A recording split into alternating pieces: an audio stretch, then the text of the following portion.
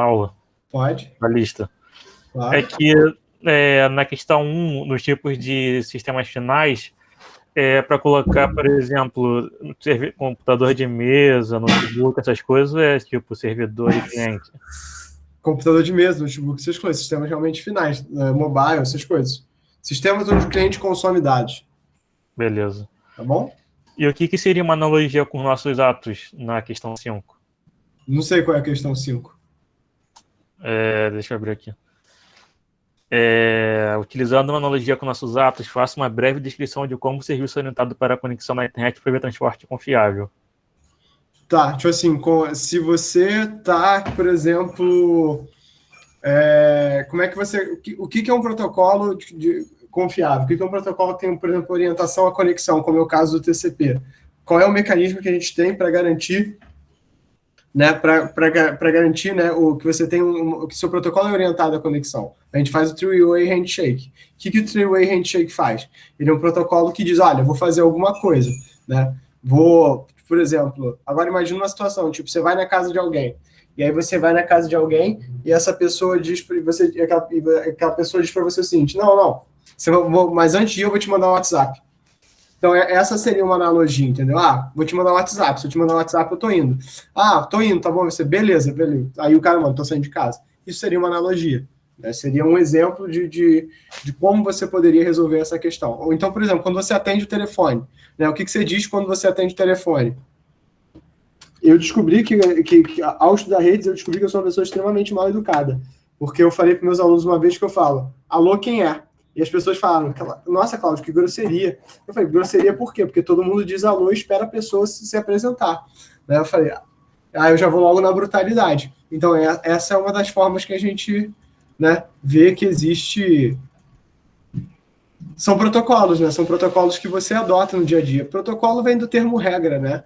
E a regra não vai vir naturalmente do processo da comunicação de redes. Na verdade, isso vai vir justamente do processo humano e é por isso que a gente adaptou isso para a rede.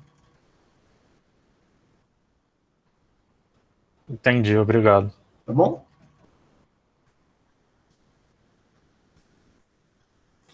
Pessoal, mais alguma? Senão eu vou começar aqui, tá? Dou-lhe uma, dou-lhe duas, beleza. Então, assim, eu vou terminar hoje o capítulo 3, né? E a gente fica bem dentro do nosso schedule, né? Da nossa agenda, né? Do nosso planejamento, que eu dei os 3 primeiros capítulos agora em abril e vou dar mais 3 capítulos em maio. Então, hoje eu vou ver se eu consigo colocar vou botar aqui na minha lista de tarefas de colocar um trabalho para vocês, né? Para vocês fazerem. Trabalhos, redes... Professor. Diga. O curso da Cisco que você recomendou e postou ali no Classroom, ele seria referente a qual capítulo? Na verdade, ele é só a referência da ferramenta. A gente vai ter uma aula sobre a parte prática, que é uma aula de roteamento, né? Uhum. E aí que vai ser o trabalho final do curso, né? Que eu vou montar para vocês uma rede e eu vou querer que vocês façam um relatório. Que vai ser um trabalho prático, eu não vou dar prova, não acho que faz sentido, eu devo dar mais uma lista de exercícios e devo dar esse trabalho prático para vocês fazerem com um prazo um pouco... O trabalho prático é relativamente fácil, a lista também devo dar um prazo e vou mudar hoje a tarefa lá. Deixa eu mudar logo essa tarefa aqui no Classroom, o prazo dela, para vocês, que estava com prazo para hoje, né? 7 pessoas já entregaram, mas eu tenho 20 e poucos... 20 e poucos ainda para entregar. A entrega, na verdade, está para amanhã. Vamos botar aqui essa entrega para o dia... Eita! Professor, aquele trabalho do capítulo 2 foi cancelado? Qual o trabalho do capítulo 2? Você falou que era... vai ser o trabalho que eu vou colocar hoje.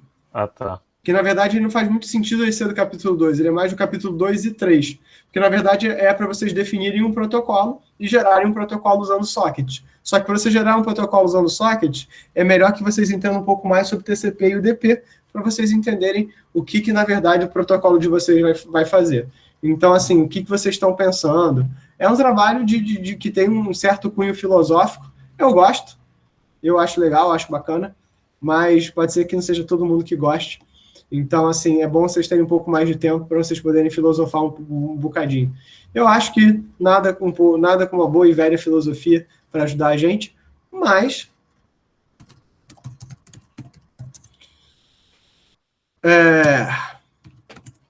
cada um no seu cada qual. Eu não quero ninguém também estressadíssimo com isso, não. Tá bom?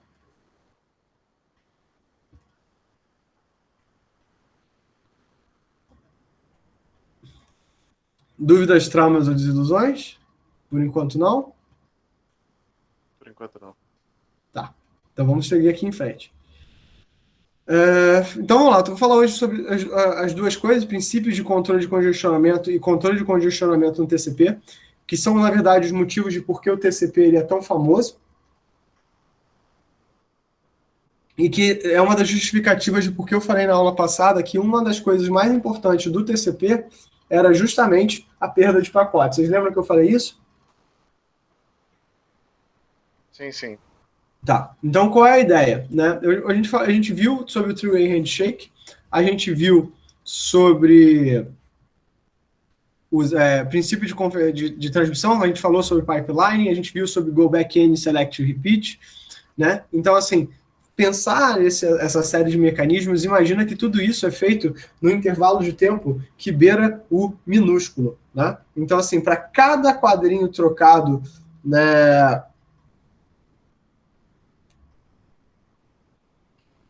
Para cada quadrinho trocado, né, na rede, para cada segmento que a gente for trocar, né, a gente tem esse elemento que a gente precisa, né, tá se preocupando. Né? Então, assim, tem um custo de processamento. Né? Quanto mais quadros você toca, maior esse custo.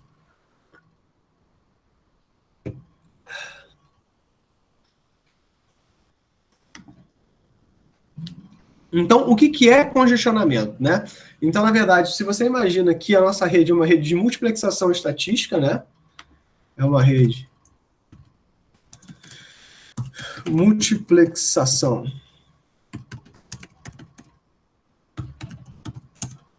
Ou então,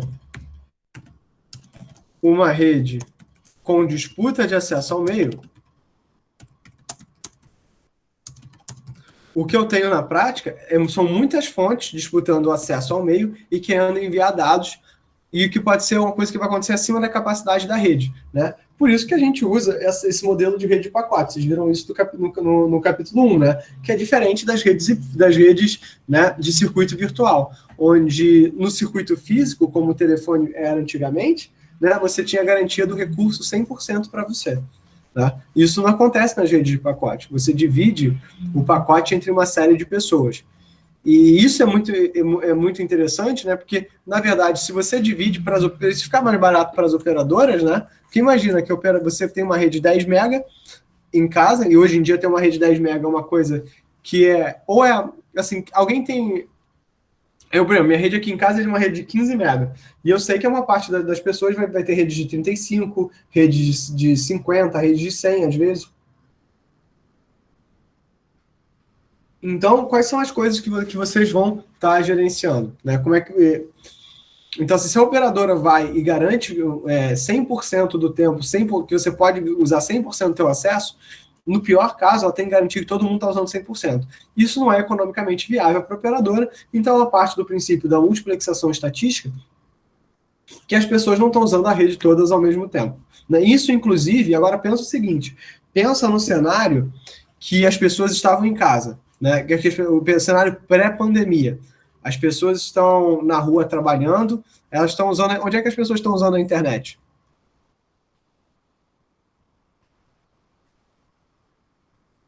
Aonde? Em todo lugar. Onde? Se as pessoas estão trabalhando. Eles dariam uma rede... Não seria rede corporativa? Tá na rede da empresa, tá na rede corporativa, tá usando a rede mobile. Concordam comigo? Sim.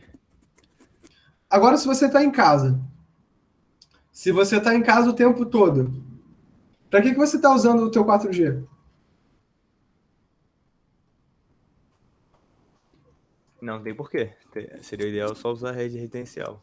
Exatamente, assim, eu tenho 4, assim, na verdade meu 4G serviu mais durante esse período de pandemia para safar minha alma quando o Wi-Fi dava ruim, né? Eu já dei algumas aulas via 4G, o que não é uma experiência agradável, mas é melhor do que zero, entendeu? E agora imagina assim, que quando teve a pandemia, essa galera toda que estava numa rede corporativa que tem um SLA, né? Um SLA, Service Level Agreement, ou seja, um acordo diferente, rede corporativa.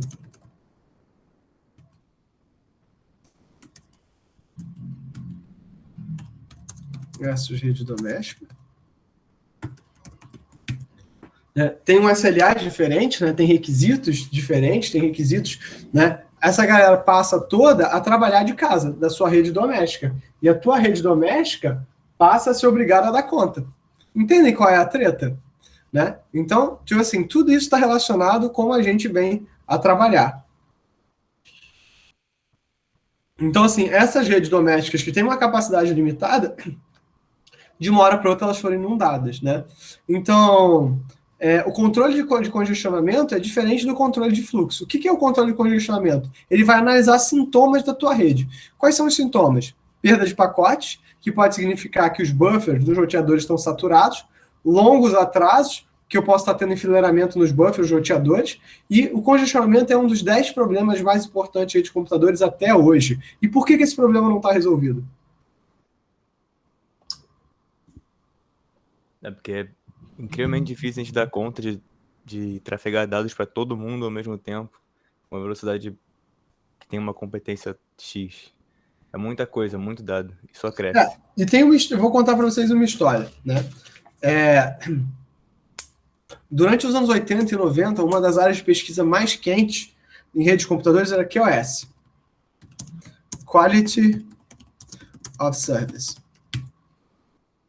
Tá? Que era como fazer esse gerenciamento. Por quê? As redes tinham pouquíssimos recursos, as redes eram extremamente limitadas, as redes eram extremamente... os mecanismos físicos eram muito limitados. Né?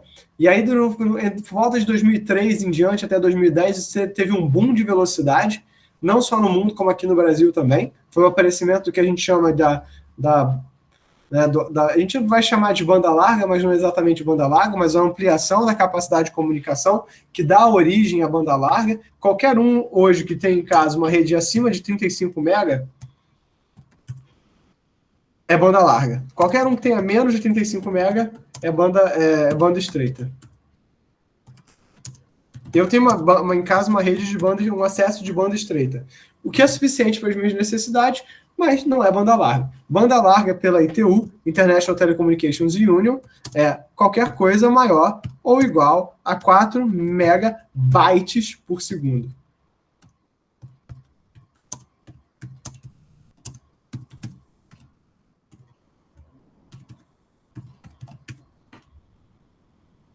Tá?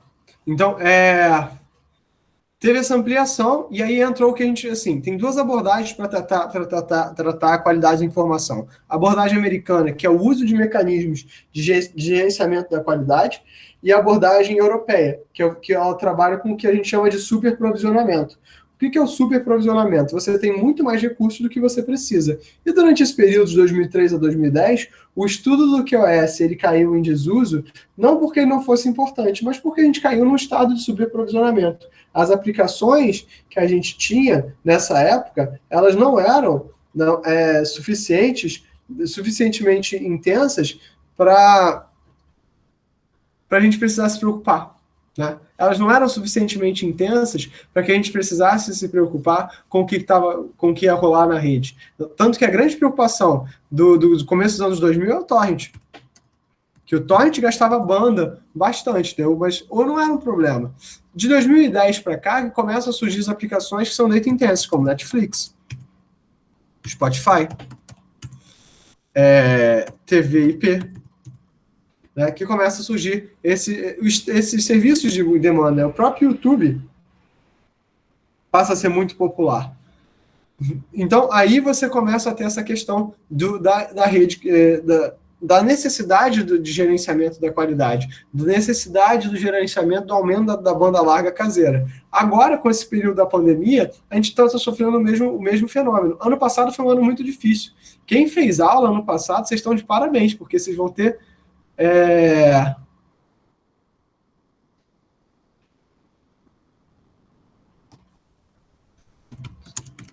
Só um instantinho.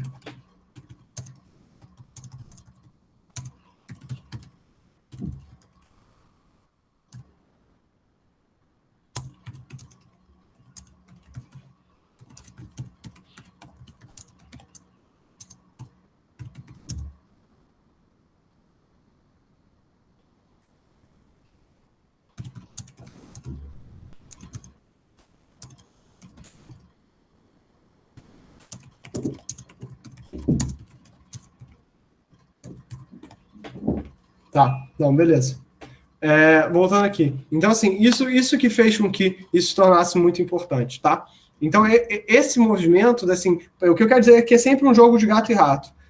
O hardware melhora, as aplicações vão seguir atrás. E isso explica também alguns fenômenos que a gente vê em tecnologia. Eu não sei se vocês acompanharam o lançamento do último iPad, né? O iPad que vem com um processador M1, né? Um processador ARM, da família ARM, né? Mas desenvolvido pela própria Apple,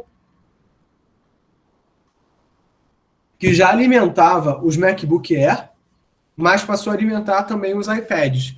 Isso quer dizer o seguinte, quer dizer que, né? Isso quer dizer que as aplicações de macOS vão rodar em iPad? Quer dizer que é possível, não quer dizer que isso vai acontecer. Quer dizer que pode ter uma emulação que permita que as aplicações do macOS rodem no iPad. Isso quer dizer que isso possibilita coisas, não é uma garantia. Mas a grande questão que a Apple trouxe para a mesa e que eles declararam numa entrevista é a seguinte: olha, tem um monte de gente que usa o iPad como primeiro computador, principalmente pessoas de criação, pessoas de cenografia, de fotos, e muitas aplicações que são importantes para essas pessoas não estavam presentes no iPad, porque a gente precisava de poder de fogo para fazer as coisas acontecerem. E agora a gente tem esse poder de fogo. Então, assim, primeiro a gente disponibiliza o hardware, para depois o software vir acompanhando. E é justamente esse movimento que as coisas têm. Então, a gente espera que nos próximos anos tenha um outro boom tecnológico da comunicação, que é o que a gente estava esperando com o 5G, e que aí vão vir uma série de novas aplicações muito interessantes atrás. Tá? Então, é nesse ponto que a gente tem que focar. Então, né, aqui, por exemplo, eu tenho um cenário 1, onde eu tenho o hospedeiro A e o hospedeiro B mandando mensagens para C e D, passando pelo roteador, né? Os buffers, eu posso pensar que os buffers são infinitos. Claro, os buffers são infinitos? Não. Então, assim, se eu transmito no talo da conexão, o meu atraso é constante. Porque eu vou estar sempre, né? Se o buffer é infinito, o que vai garantir o meu atraso é fila. Eu não vou ter drop de pacote, né? Meu atraso é fila. Meu atraso é o tempo que eu vou esperar aqui dentro da fila do roteador. É limitado pelo poder de processamento do roteador, né? Se a minha capacidade de transmissão do roteador excede o que chega, a tendência é que o meu atraso vá para o infinito. E isso é muito interessante, que é o seguinte: como nos roteadores reais a memória não é infinita, isso quer dizer drop de pacote. Então chegou a um ponto que hoje o grande gargalo das grandes infraestruturas de comunicação não é a memória e não é a banda. O grande gargalo da infraestrutura de comunicação é o processamento. Hoje, o processamento dos roteadores tem que ser muito parrudo para dar conta da demanda. Então, quando você vai numa Embratel, você vai numa TIM, numa Claro, e você vai ver o núcleo da rede, o roteador que eles usam não se parece em nada com o roteador que você tem em casa. Ele é um armário de roteamento com muito poder de fogo para trabalhar uma tarefa específica, e é um produto que é caríssimo. A Cisco chega a cobrar até $150 mil em roteadores, mais até. Então, né, existe todo um problema associado a isso aqui. E que o tempo e que esse custo é importante. Então, no cenário 2, se eu pensar que eu tenho um buffer infinito, mas a retransmissão é feita pelo remetente, né? Então, se eu tiver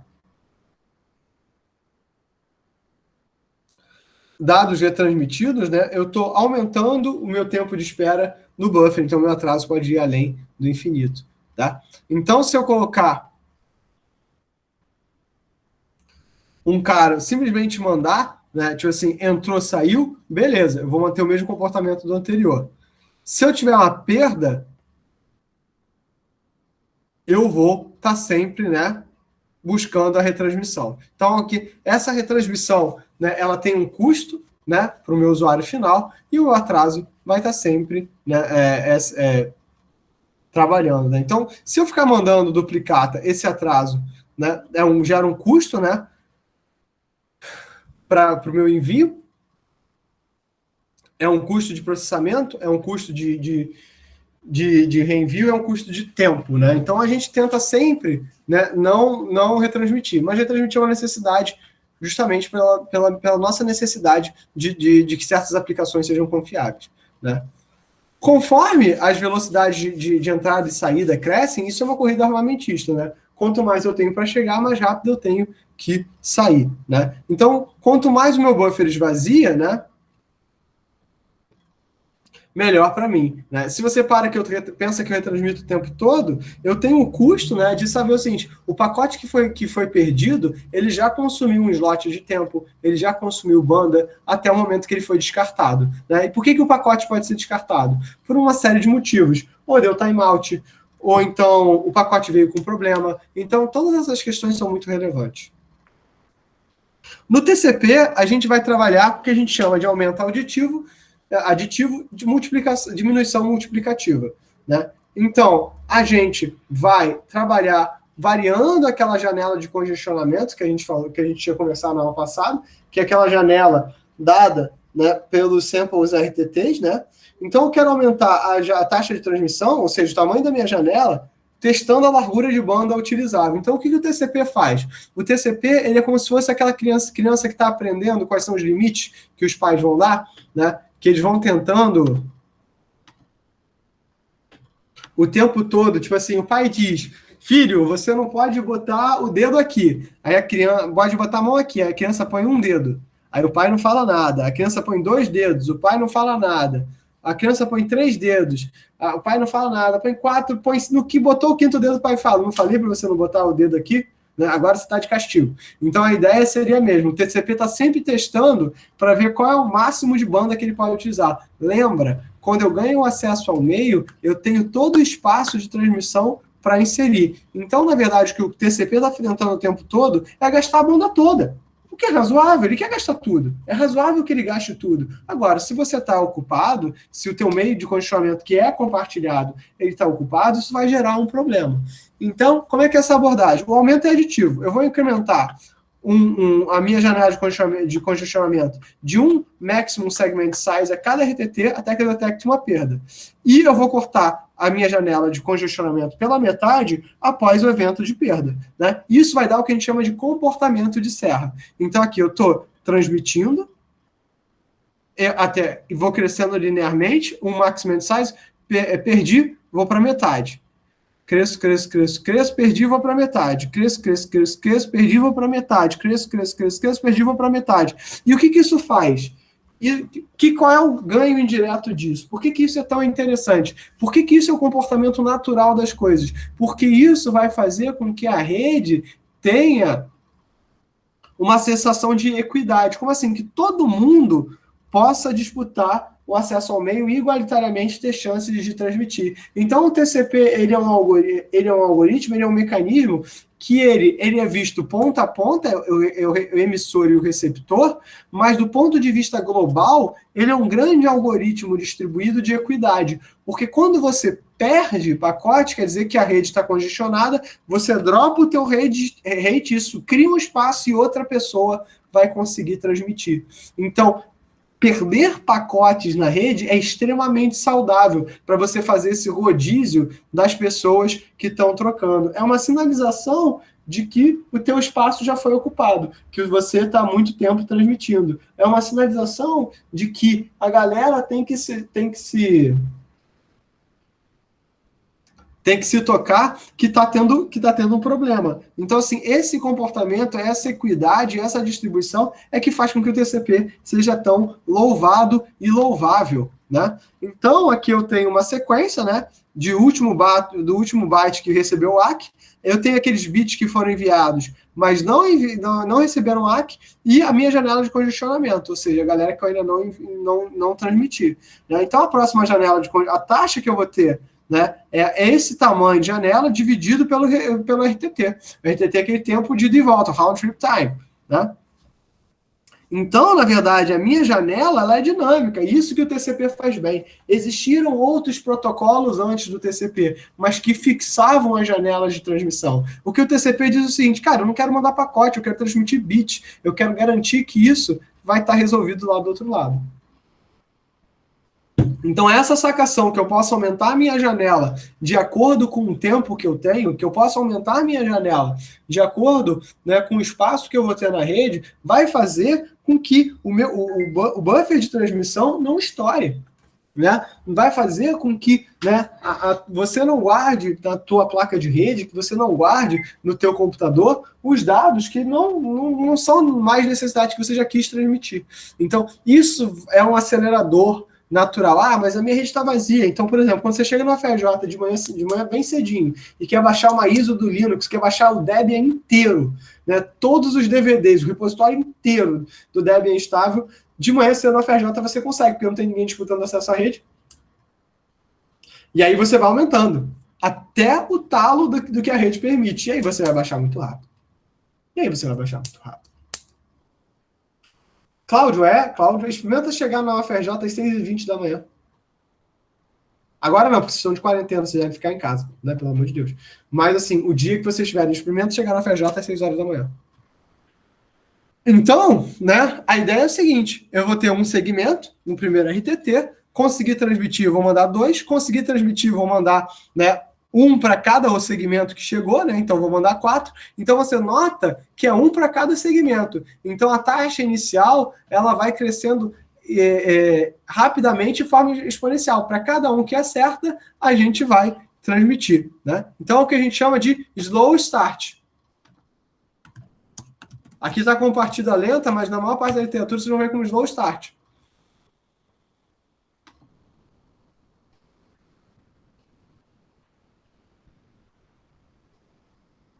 Mas quando eu tenho um estouro de temporizador, eu vou jogar a minha janela de congestionamento para 1. Né? Então, tipo assim, o que eu faço? Né? Perdi um pacote, divido pelo meio. Estourei o temporizador e o pacote não chegou, quer dizer que ele foi dropado. Eu volto para 1 para a minha janela de congestionamento. Então eu tenho um comportamento de serra ainda mais intenso. Né? E aí a janela vai crescendo exponencialmente, como na partida lenta, até eu ter um limiar. Então, isso que eu vou fazer. Então, olha só. Comecei aqui do 1, cresci exponencialmente, cresci aqui ao threshold. Nesse threshold aqui que eu coloquei, que é metade da minha capacidade máxima, eu cresço linearmente, dei uma perda bizarra, vim aqui para o chão. Comecei a crescer exponencialmente, começa a crescer linearmente. Se aqui eu tivesse perdido algum pacote, eu vinha aqui para o threshold de novo e começava a crescer. Entendeu? Então, o threshold é sempre metade da tua capacidade máxima. Então, se a tua capacidade máxima varia o teu threshold. Então, esse é um jogo de gato e rato. É um jogo assim, aqui, ó, tô crescendo vertiginosamente rápido. Aqui eu já fico com medo e eu já começo a crescer de forma linear. É como se eu tivesse... Lembra quando vocês faziam... Quantos de vocês já fizeram cálculo numérico? Uma boa parte, eu acho. Tá, então vocês viram algoritmos como Newton-Raphson, né? Vocês viram algoritmos de minimização, vocês programaram essas coisas em Python, ou Scilab, ou MATLAB, ou seja lá o que for. Justo? Sim. Vocês não fizeram isso em papel, porque não faz sentido nenhum, né?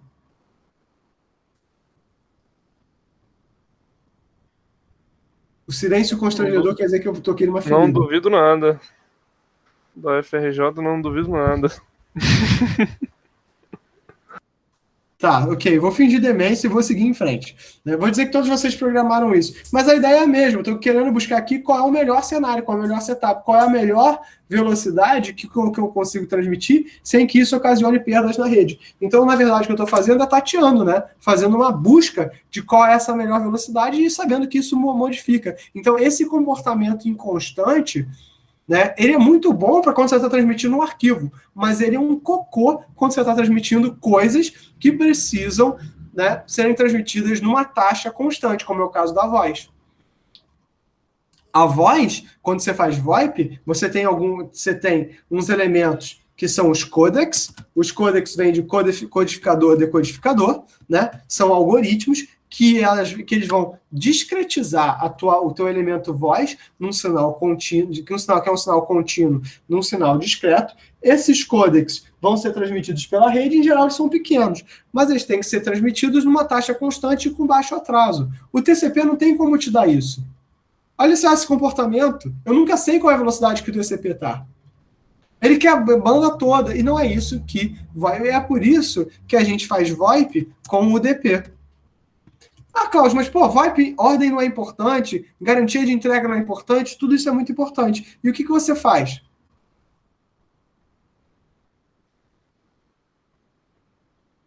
Então, algoritmo de minimização, é isso. Num ΔT, 0, como é que você consegue chegar no fato que se você achar que a velocidade está em função da perda, na verdade é o mesmo algoritmo. Mais uma vez, eu tenho uma crítica muito grande como a gente tem feito os cursos de tecnologia, não só no Brasil, mas no mundo como um todo, onde a gente desassocia a teoria de onde vai ser aplicado. Aí eu acho que muitas das coisas que vocês não têm carinho hoje pelos cálculos e pelas físicas é que elas não fazem sentido dentro do cenário de vocês, né? Não fazem sentido dentro do pensamento de vocês. Onde é que eu vou usar cálculo numérico? Você usa aqui. Onde é que você vai usar cálculo, gradiente descendente, lá em Machine Learning? Onde é que você vai usar estatística, né, para você calcular, né, usar binomial para você ver qual é o valor que a tua companhia de internet vai utilizar. Então, essas coisas têm utilidade. Elas não são tão triviais assim como a gente acaba conversando, né? Mas um curso de graduação, em geral, a gente dá as coisas muito tranquilo, muito fácil, justamente porque vocês não têm experiência, né? A experiência vai vir com o tempo. Eu vou dizer para vocês, na minha graduação, eu sofri dores do inferno, né? Eu não sabia nada sobre coisa alguma, e o tempo foi me ajudando. Então, quanto mais experiência eu tinha, mais as coisas iam fazendo sentido. Então, é normal, às vezes, se sentir perdido, né? Mas acabou o momento mentoria, o momento coach, vamos voltar para a nossa aula, mas acho que é importante vocês saberem que aqui é um dos casos onde você usa cálculo numérico, e é por isso que o TCP não é adequado para transporte de multimídia, porque esse comportamento não dá para a gente, né, uma velocidade constante, não dá para a gente um throughput, uma vazão constante de informação, tá? Então, na verdade, eu começo em partida lenta, vou para a prevenção de congestionamento, sair da prevenção de congestionamento, eu vou para a recuperação rápida, né? Então, começo com um MSS de 1, né?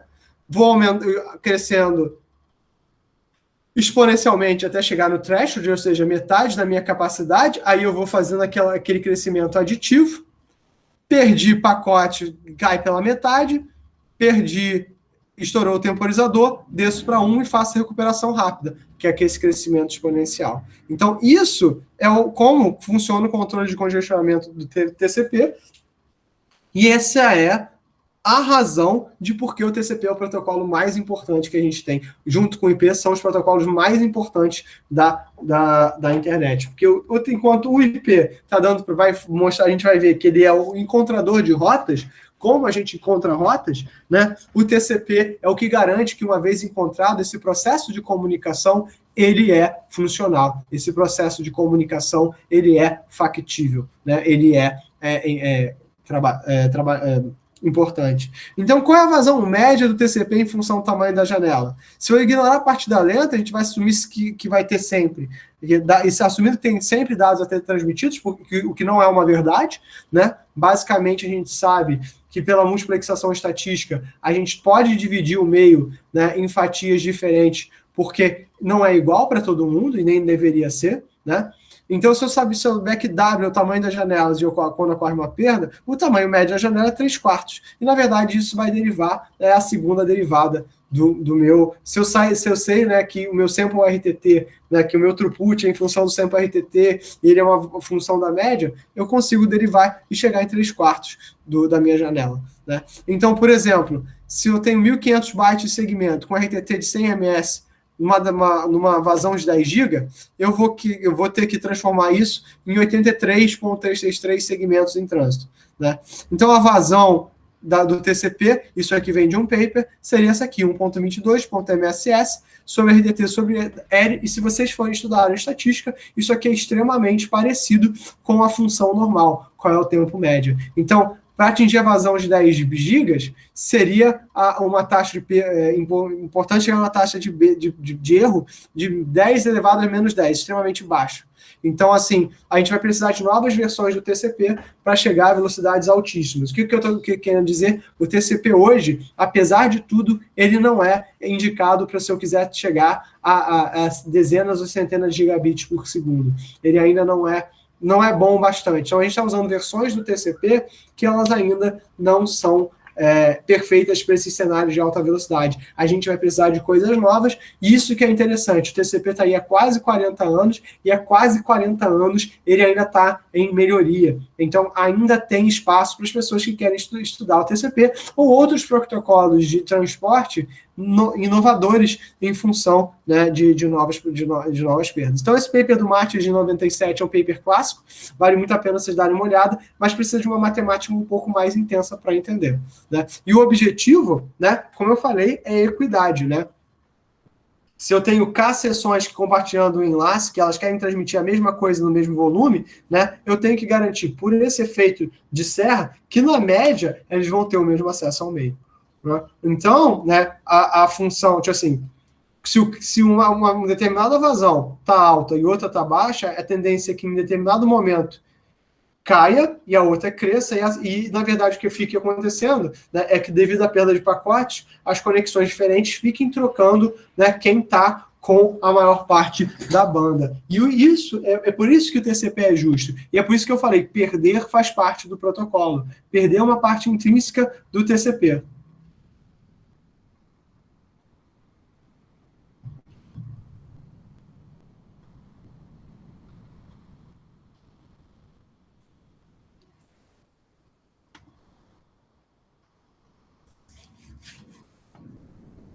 Então, equidade e UDP, né? O UDP não tem isso, né? O UDP não quer saber, ele vai mandando e não vai deixar, e o TCP vai tentar fazer isso, né? Nada impede que...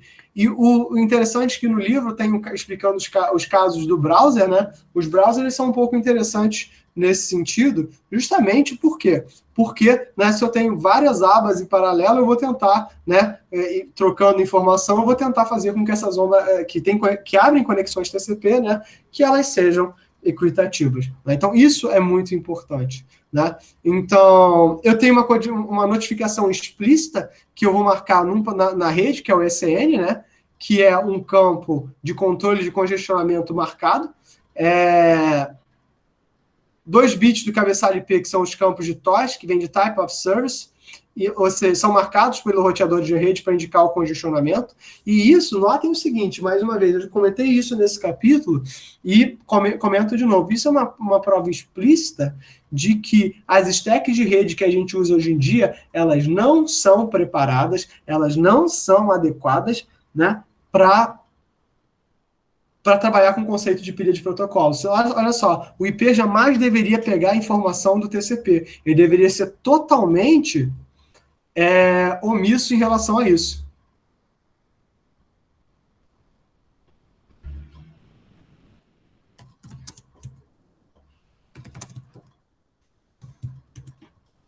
Ele deveria ser totalmente, né, tipo, independente disso, mas ele não é.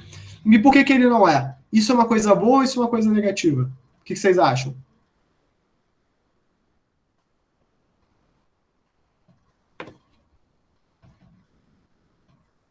Mas estão aí? Por que ele não é?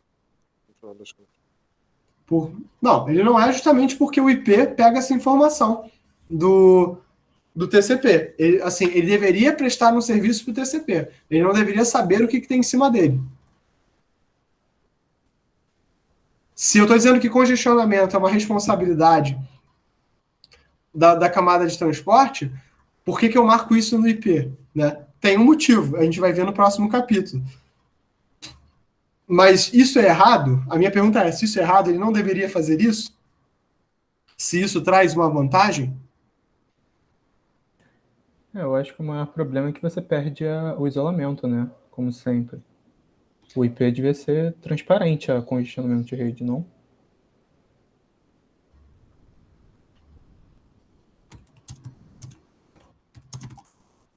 Mais ou menos.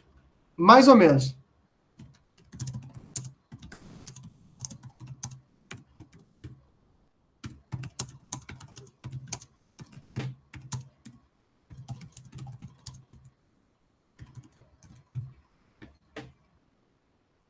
A ideia é o seguinte, né? Aí eu vou voltar para vocês na história da internet. A gente criou o modelo de pilhas antes da gente ter os protocolos. E na verdade, a pilha ISO-OSI teve os próprios protocolos, né? Dividido em 7 camadas. Por que a gente não adotou a pilha ISO-OSI? Por que vocês acham que a gente não adotou? Alguns de vocês podem até saber.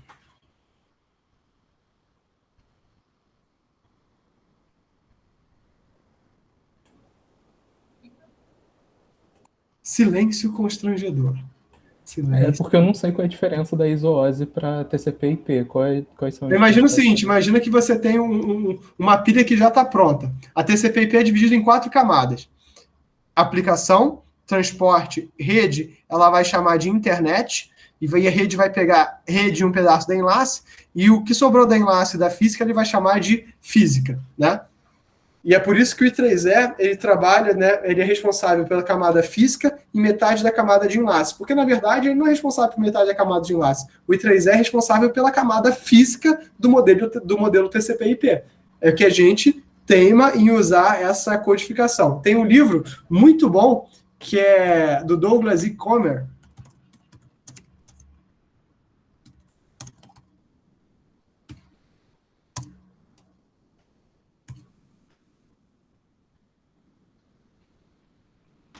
Não me odeiem, eu estou botando aqui um link do Submarino, mas isso aqui é só para vocês verem o livro, que ele vai tratar o ponto de vista de rede, mas ele não vai utilizar a pilha tradicional, ele vai usar direto a pilha do TCP/IP. Deixa eu ver aqui se eu acho uma outra versão do livro.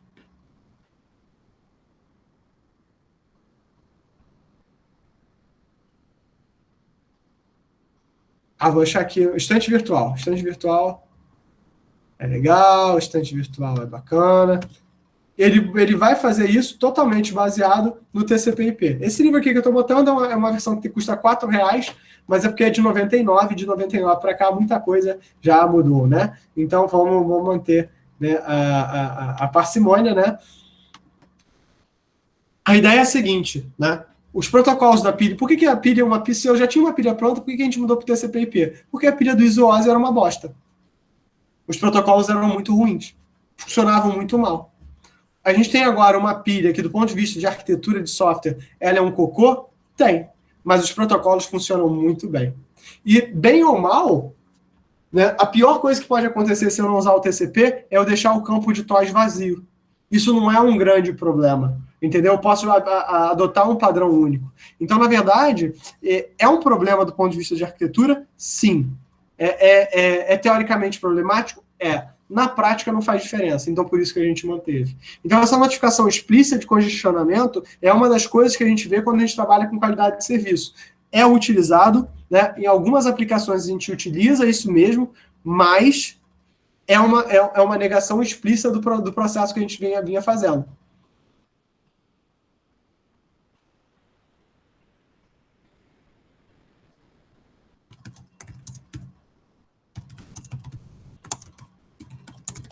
Ok?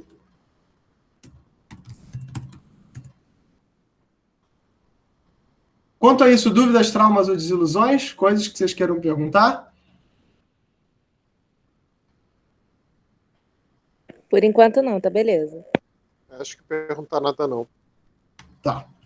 Professor, Então- na verdade, eu tenho duas dúvidas rapidinho. Pode falar. A primeira, eu tô um pouco atrasado, eu acho que você falou, foi 3h30, então eu tô meia hora atrasado, sobre o 5G.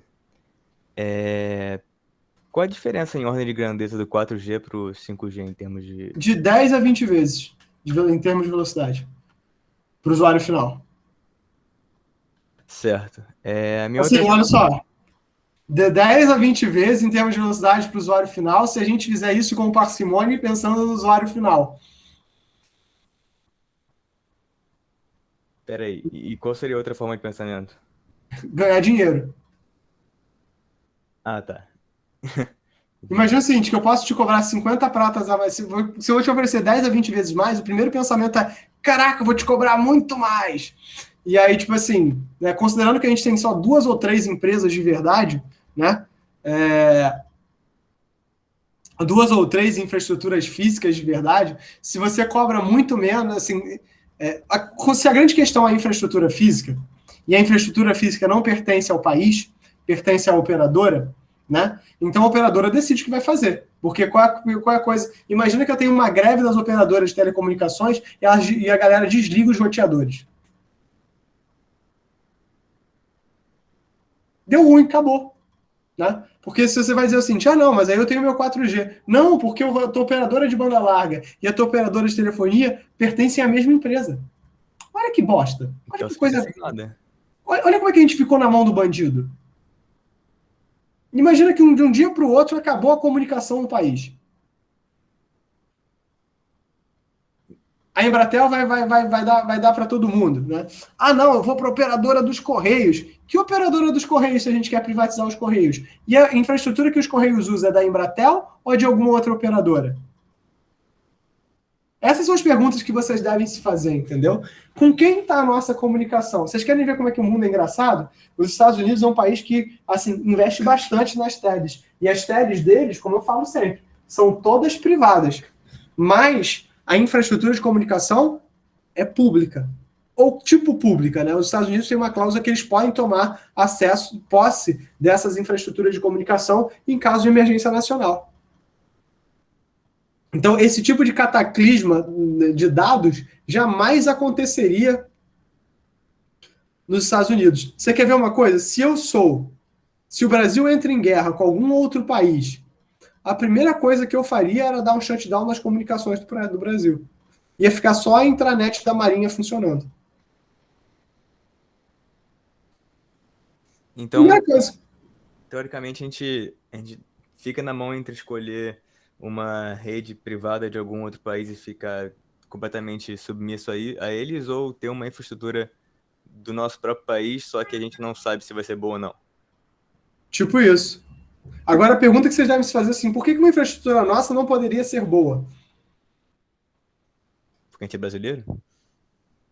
Mas essa é uma desculpa muito ruim, entendeu? Tipo assim, a gente é brasileiro, mas...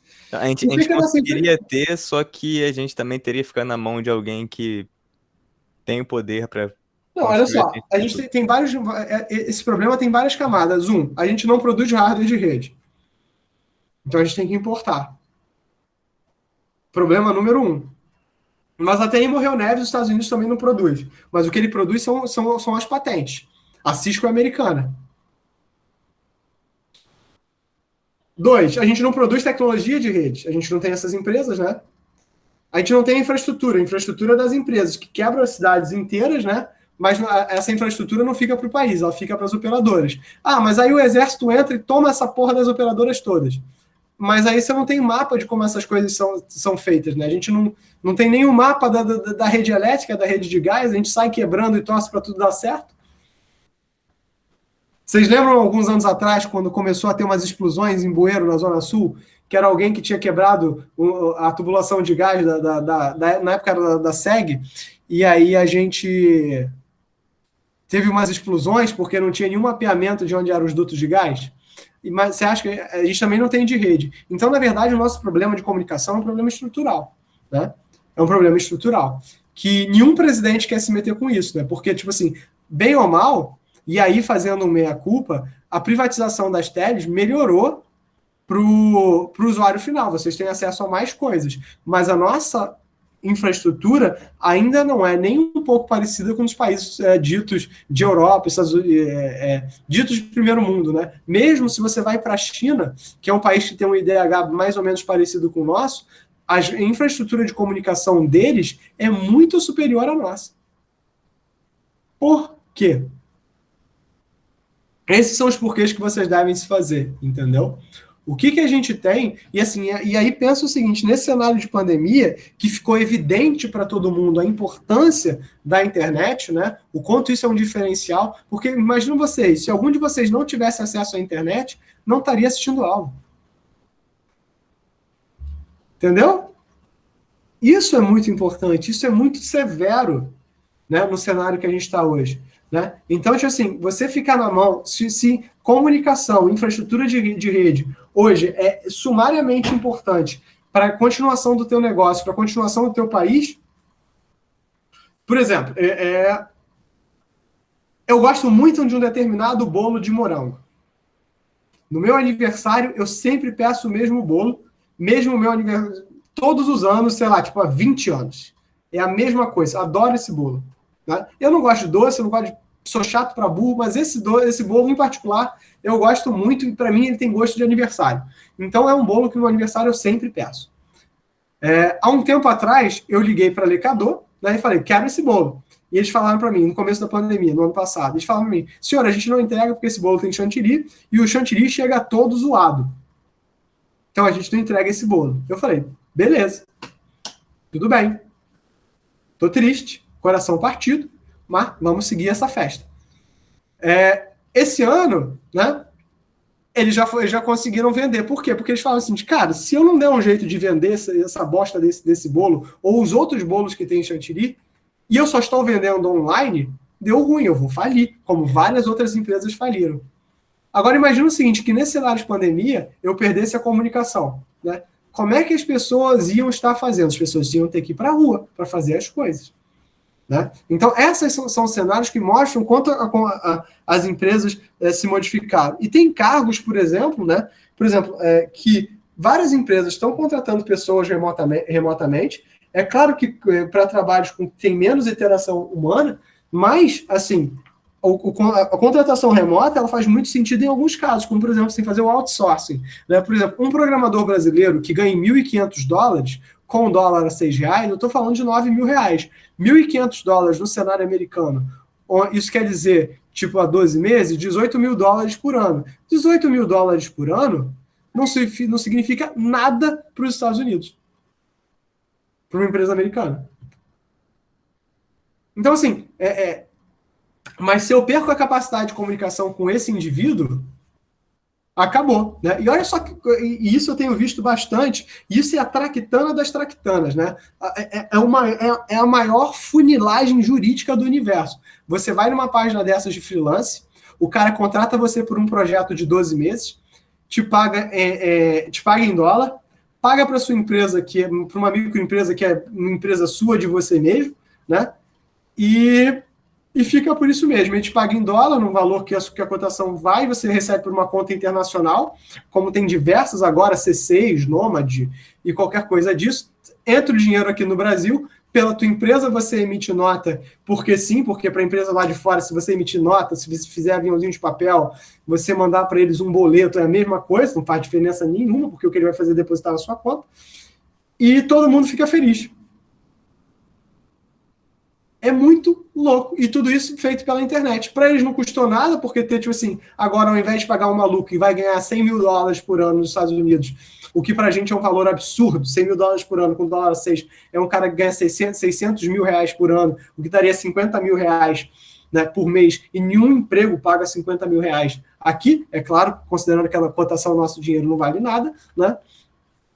Ele está trocando por sei lá, 4 caras que ele vai pagar, sei lá, tipo, como eu falei, $18 mil por mês. Então vai trocar, ou seja, pegou 4 caras que fazem mais esforço do que um programador de lá, mesmo que eles produzam menos, está pagando metade do preço. Mesmo que individualmente eles talvez produzam menos, mas está pagando metade do valor. Olha só como isso é maravilhoso. Para a empresa, né? Não para ninguém nesse aspecto, mas para a empresa em si. Olha que coisa roubada. E se você só quer um cara que traduza linguagem de negócio em software, não faz muita diferença se a linguagem de negócio, se os requisitos estão bem estabelecidos, né? Se você tem um engenheiro de software na ponta que pega os requisitos do cliente, consegue traduzir isso para uma linguagem que o desenvolvedor vai fazer. Então, não faz muita diferença, né? Então, e para a empresa americana é muito boa. É claro que aí o que entra? Entra as leis do país, que vão proteger ou não. Mas tudo isso apoiado por essa infraestrutura. Então, a infraestrutura de comunicação ficou extremamente importante. E aí, no caso, se você chega para o 5G e diz, agora vai expandir muita velocidade. Cara, num primeiro momento, a gente não vai ver isso. Não vai ver isso porque não faz sentido financeiro fazer isso. Não vê isso porque as primeiras antenas do 5G vão ser super limitadas. É como quando a Live Team chegou. Quando a Live Team chegou, ela era excepcional, muito boa, brilhante. Hoje ela ainda é boa. Mas não era a mesma coisa no começo. Por quê? Porque tinha pouca gente disputando infraestrutura. Então é o mesmo princípio, entendeu? E aí entram questões que eu digo que são questões sociais importantes, né? A gente tem que ter domínio sobre a nossa infraestrutura de comunicação. Ou a gente tem que ter uma opção. Graças a Deus, o Exército Brasileiro teve a decisão de fazer a própria intranet, né? Uma rede que liga todos os pontos do Exército do país numa rede própria, que não é ligada à internet. Graças a Deus eles tiveram esse bom senso. É uma questão de soberania, é uma questão, né, realmente de bom senso, de uma questão de segurança nacional. Agora, para o usuário final, isso não tem. Agora, se você imagina que a economia do seu país é baseada em serviço, você tem um problema. Não tem não, Breno, não tem não. Até onde eu sabia, não. Você tem a rede da RNP. Professor, Diga. tem mais uma dúvida que também está atrelada, na verdade. Eu acredito que seria atrelada, mas seria papo de um dia. Mas é a seguinte.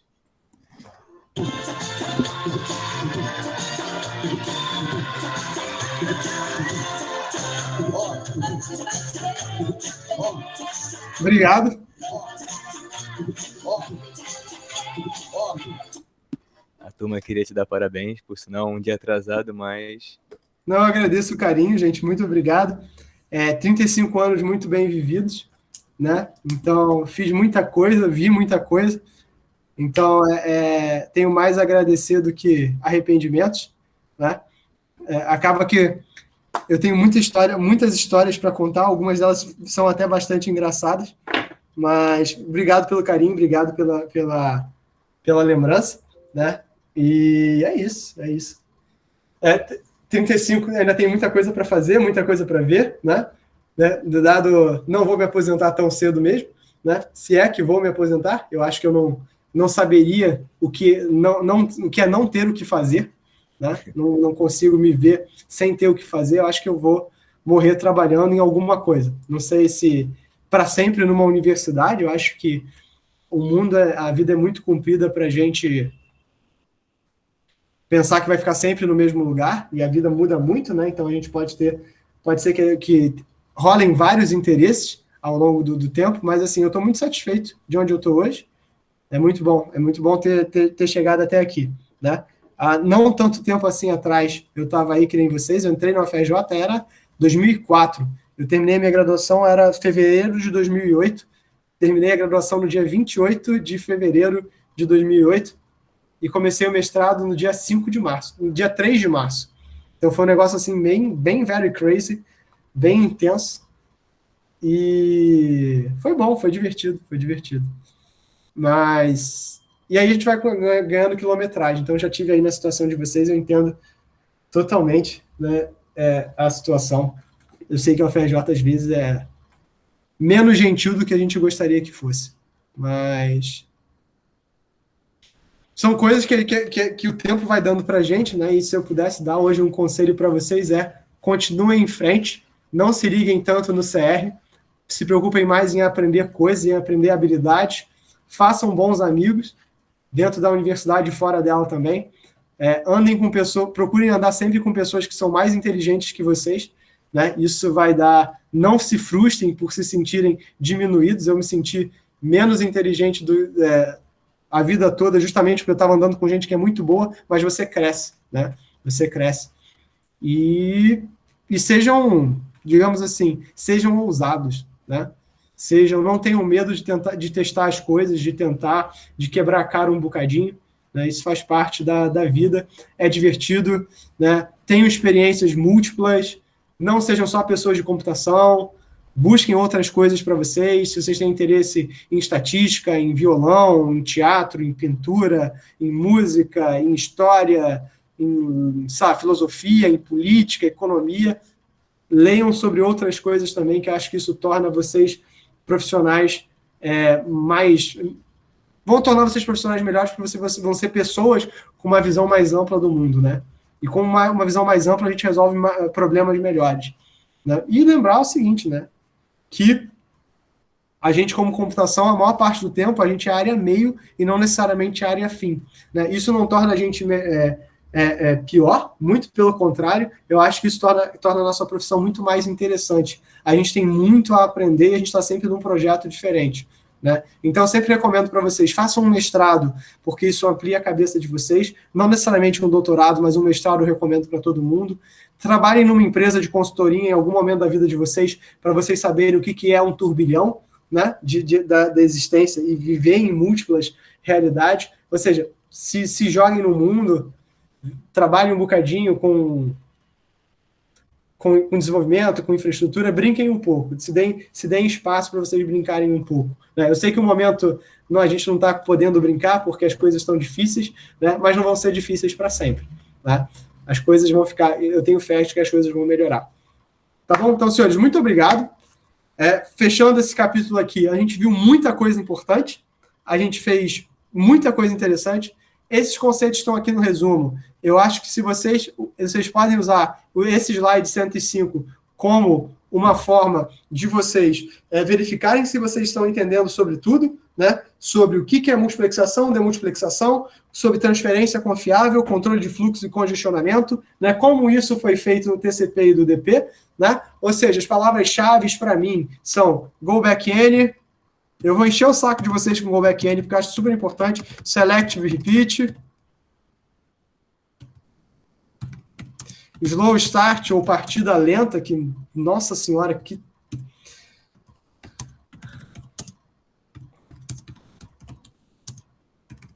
E controle de congestionamento.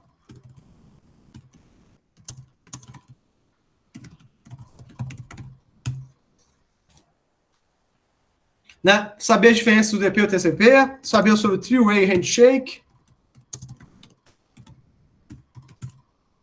né? E assim o DP versus quando usar o DP e quando usar TCP, né? Porque essas são coisas importantes. O trabalho vai ser nessa linha. O trabalho que eu estou colocando hoje é criem um protocolo, busquem um problema no dia a dia de vocês e criem uma aplicação usando Python, usando JavaScript, usando sabe-se lá o que vai fazer uma requisição HTTP puro, não precisa ser HTTPS, né? Ou seja, eu quero troca de texto.